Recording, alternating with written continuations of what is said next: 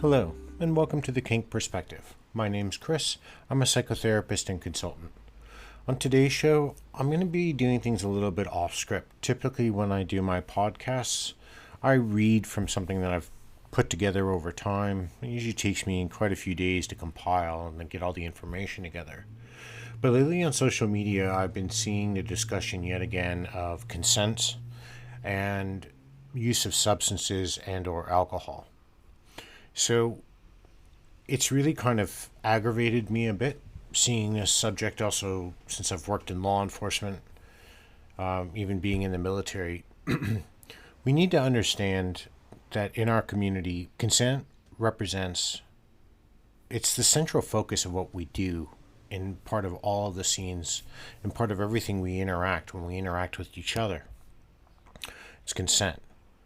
We're allowing someone else and we're agreeing to take part of or do to somebody else things that are of a highly sexualized nature. Sometimes they involve pain, sometimes they involve sensory issues or the like.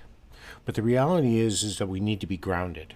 We need to be focused and we need to not be altered.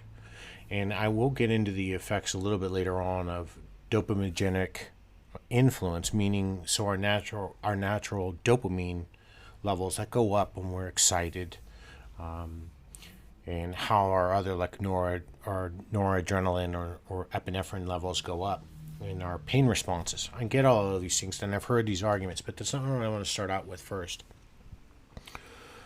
I realize that we're all consenting adults for the most part. Now, I'm not going to go into every place in the world that's got different ages for different things. You know, this isn't a discussion for what is allowed sexually and at what age. You know, legal age for sexual consent can vary from country to country. But we're not talking about for the most part, because BDSM is really about the power exchange dynamic, getting involved in some of these sexual activities. Because anything classified for the most part globally, Australia, Europe, the United States, Canada, parts of Central and South America, for the exception of places like the Philippines and Thailand, where it's still controversial with their ages of allowed sexual contact between an adult and a minor, as we would regard it. We're not talking about that. We're talking about the activities we get involved with. And I think it still concerns me when people talk about, I've gotten high and I wanted to beat somebody, or I had 4 glasses of wine and I really wanted to be hung upside down. Now, personally, if that's your choice, absolutely. You know what? Your kink is not my kink, and that's okay.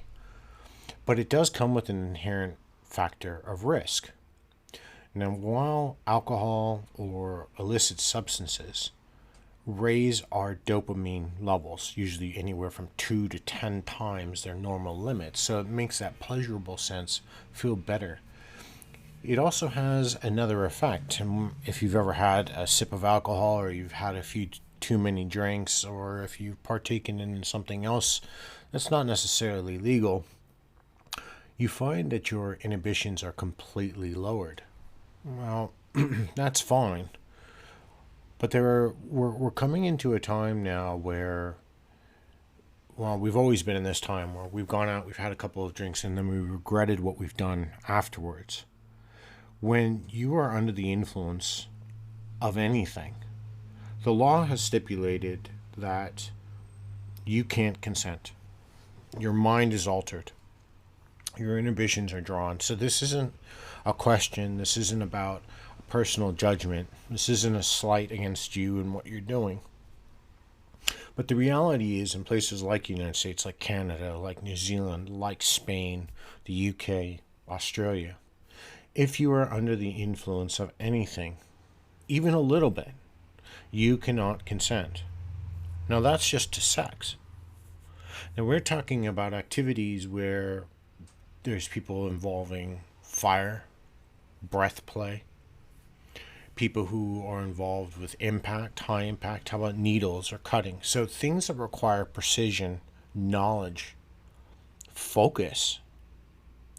And as we get involved in the play, we already realize that our excitement levels are going up. So our dopamine, it's a reaction, and so it's a chemical release inside of our brains. That's a neurological condition. So what happens is, as we get excited, these levels start to ramp up. It becomes that euphoric feeling. Sometimes people will equate it to top space or even to subspace. Also, as we start flogging someone more and we're starting to get that rush and that thrill, our adrenaline starts to pump, right?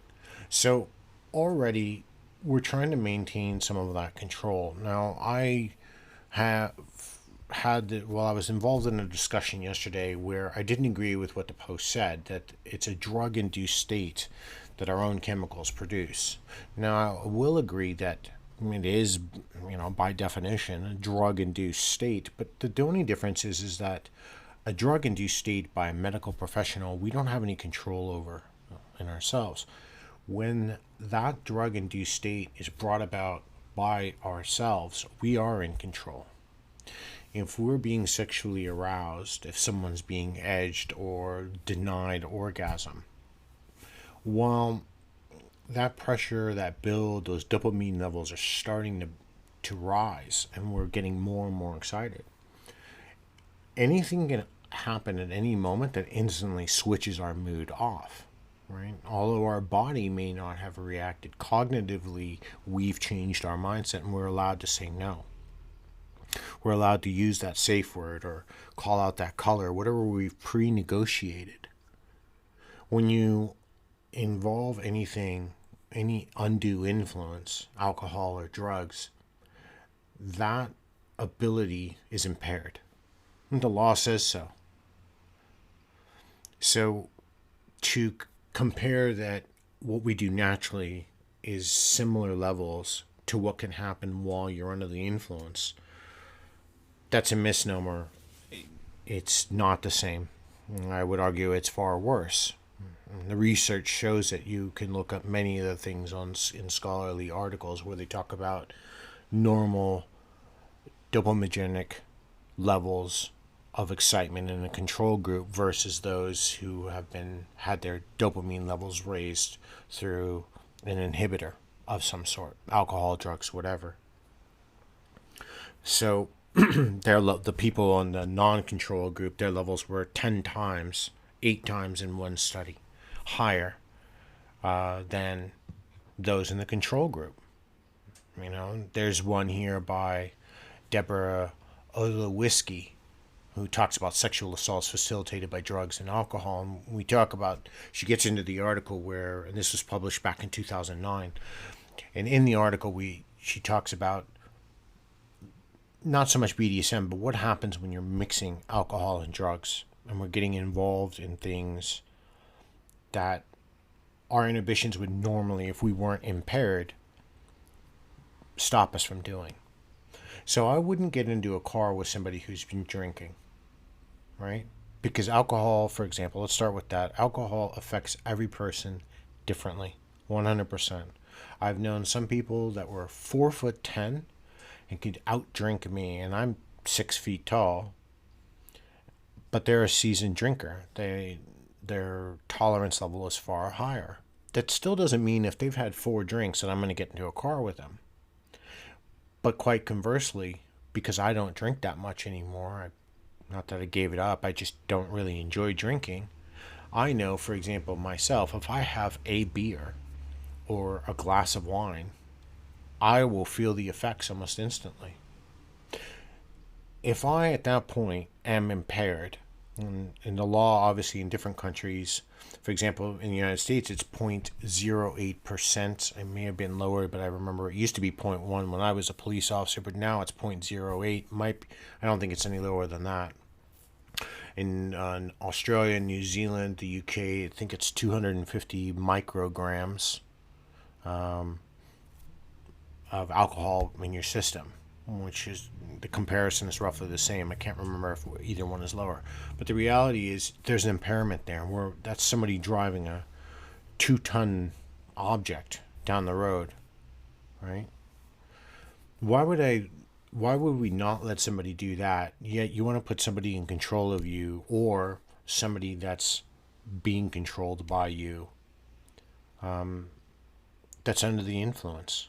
If they're not able to understand their own pain threshold, so if I'm being a dominant myself, if I'm in charge, if my submissive comes to me and she's drunk and she's a masochist, well, how is she going to know and understand what her pain thresholds are if that's now been inhibited? If she can't figure out the point to where the pain is no longer enjoyable and pleasurable, it is now agonizing and harmful, because she's not effectively able to communicate that to me.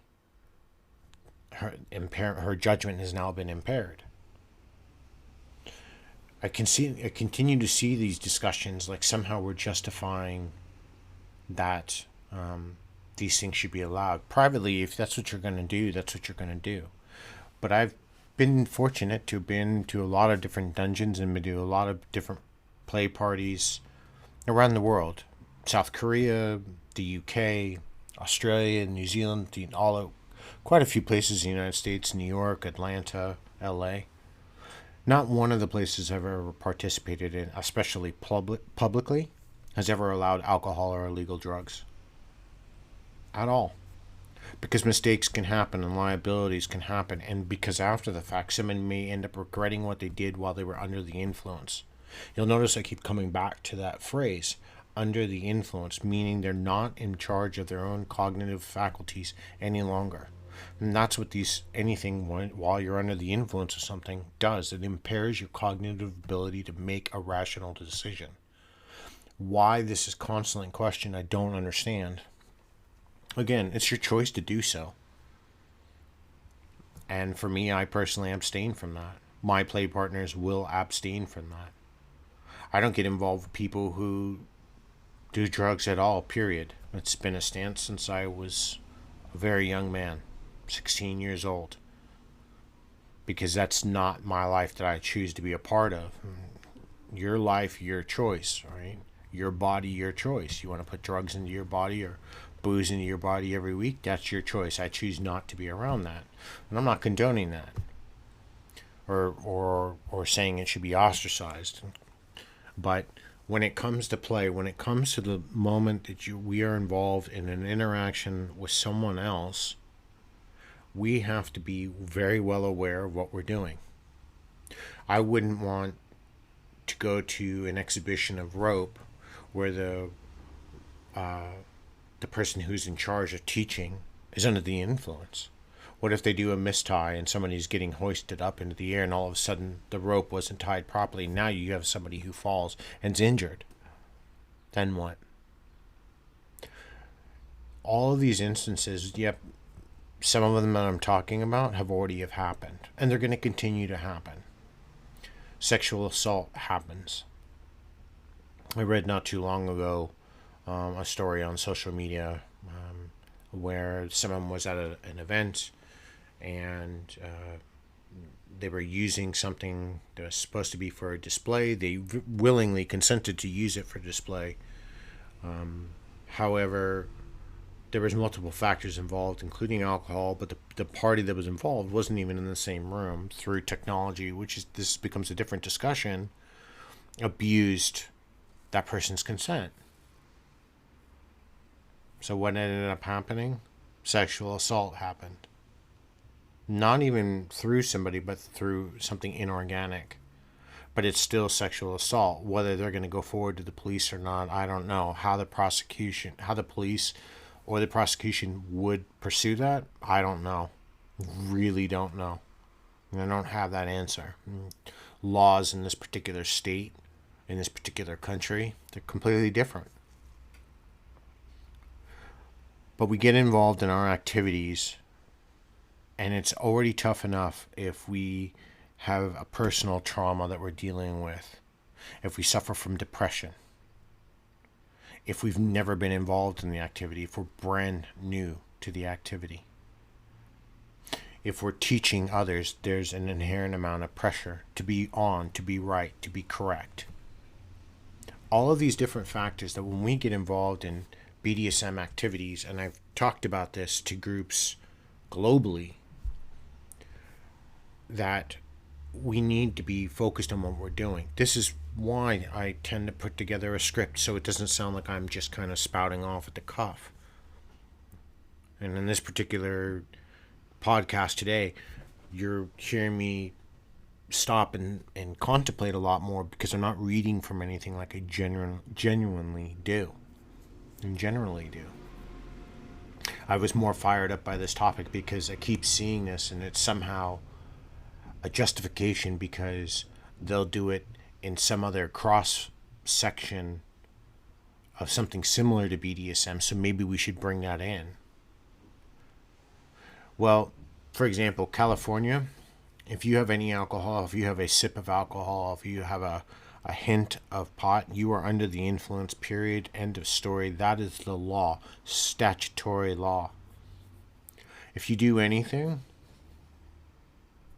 that consent is no longer valid. So, for example, if you and I were sitting at a bar, and this is where it does get tricky. Well, what happens if we meet at a bar and we want to have a couple of drinks and then go back to our house? Well, I'm not talking so much about the straightforward sexual acts, but unfortunately, there becomes a moment of when does the real question is about impairment. Well, the law is pretty clear on that, but how do we know? Well, if you are questioning your partner's ability to make a proper decision, it's probably a good time to call stop. And, if they get mad at you because they're saying, oh, well, I can still go forward, and you believe they can't, or you believe you can't, then maybe that's the wrong person to be involved with. I really don't understand why we keep coming back to this discussion, but especially when we have such an explicit approach to consent, because it's practiced by almost everyone in the BDSM community. It's everything we model our discussions around, consent. We hear about consent violations. What's the main topic? Consent. What do 90% of the classes always touch base on? Consent. Do you want to get involved in a scene? I need your consent. Do we check in with somebody during a scene? We're checking to make sure they're okay and we still have their consent. We have consents around clinical and educational contexts, medical contexts. We deal in an area in a world where consent is paramount to almost everything we do, but yet when we're in an activity that we enjoy doing, we want to kind of just be dismissive of it. And I don't see why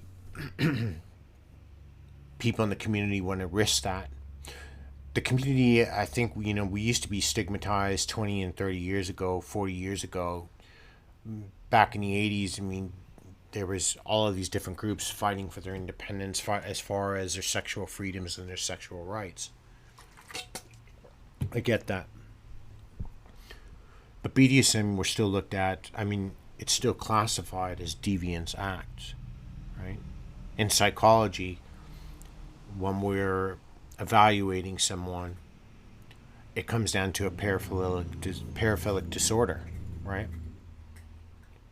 So that means ultimately, if I believe you could be a danger because of your sexual proclivities, such as a sadomasochist, under the DSM-5, and fit some criteria, and by the way the DSM is written, I believe is wrong. And we've argued this before. That's why I'm no longer a member of the APA. But I don't want to digress too much. The reality is a lot of people will be categorized and diagnosed as having disorders for things that they find pleasurable.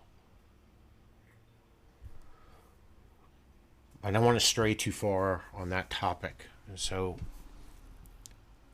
let's get into the fact about what happens when we're naturally getting involved with our dopaminergic levels and how those get affected. So when we get excited, when we become aroused, the chemicals, there's multiple chemicals in our body. And each one has a different use, right? So there's serotonin. It's all about serenity and hopefulness and our moods, right? Dopamine is our main one. It's part of our arousal. It's part of our stimulation neurotransmitters, right? So when we're starting to get excited, these neurotransmitters are telling our body, our mind is telling our body, whatever's going on, we're enjoying it. Let's keep doing it. Let's keep enjoying that, right? So we keep going through, and these levels start getting more and more elevated. We've been told that we associate our dopamine with the rewards as it controls, as it elevates our levels of sex. So think about it this way: the more you're aroused, especially when you're young, and those adrenaline levels and those endorphin levels are starting to kick in. It's the reason why when you're 18 years old, you're sitting there having sex for 9 hours straight, like it's a marathon you're running. Because also coupled with those endorphic rushes, the dopamine is telling you how pleasurable this is. And so those two activities together, you keep them combined and you want to keep going. As we get older, our dopamine levels tend to drop. And you can keep these up through a healthy balance of diet and exercise and a couple of other things and keep normal levels. Some people have chemical imbalances and they need medication to balance that out. But I'm not discussing that either. We have a lot of, when it comes to endorphins, there's a lot of endorphins in our body. There's over 15 different types, more. I can't recall every one that there is. When we're involved in an impact scene or a high, let's say a torturous scene, or someone's being beat or flogged, or they're having needles inserted, or they're doing electrical stimulation or pain, right? We tend to release the endorphins when we're under a lot of stress or in high, excruciating amounts of pain. The higher the level of the endorphin, right, the less pain we tend to feel. But when we couple that pain with, so this is for like the masochist, when we couple that pain with the levels of dopamine that we're releasing, it's when we feel this more relaxed, even euphoric state. This is that kind of crossover where we're seeing that subspace and top space. There's nothing wrong with these levels, but they're still quite normalized in our body. I don't believe, I've never seen data. I won't say I don't believe. I've never seen data yet that I've read in any study that's conclusive, so been repeated, tested and repeated,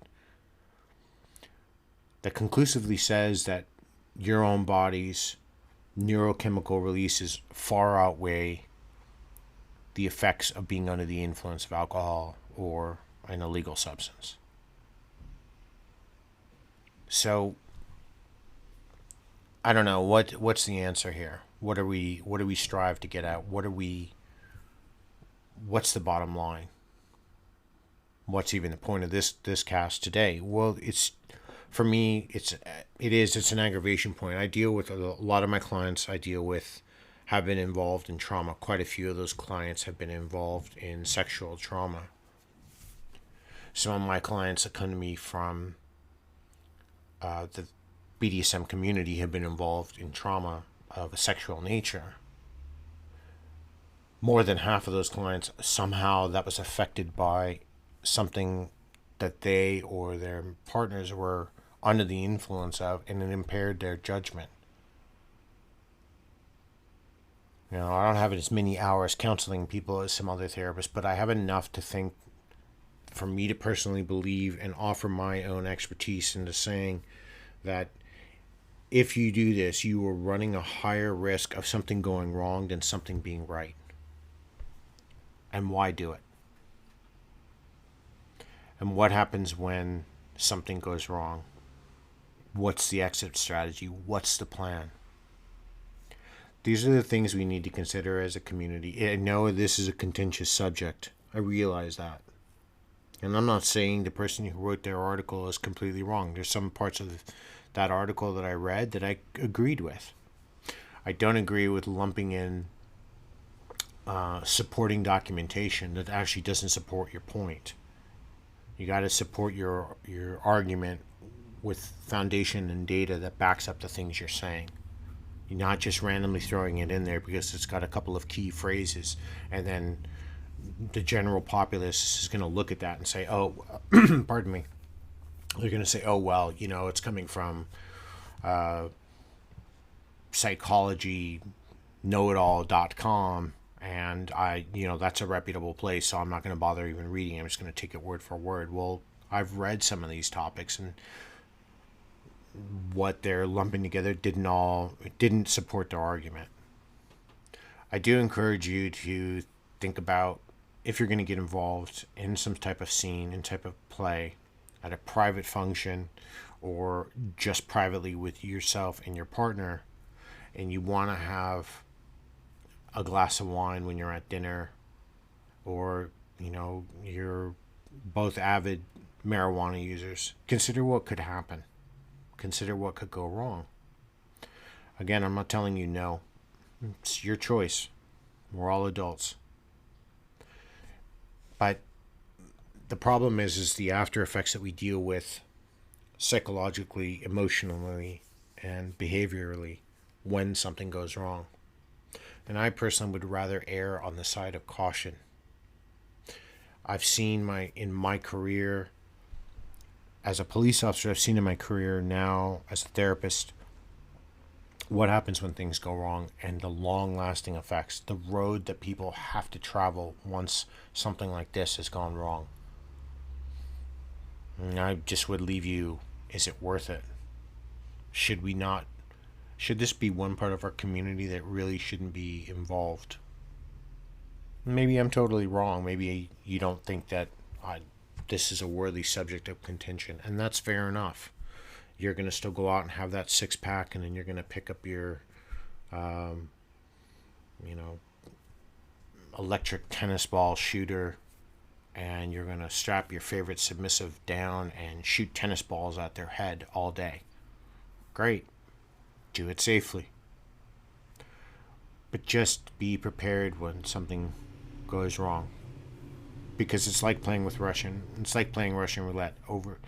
Over time, you keep repeating the same behavior that's unhealthy or unproductive.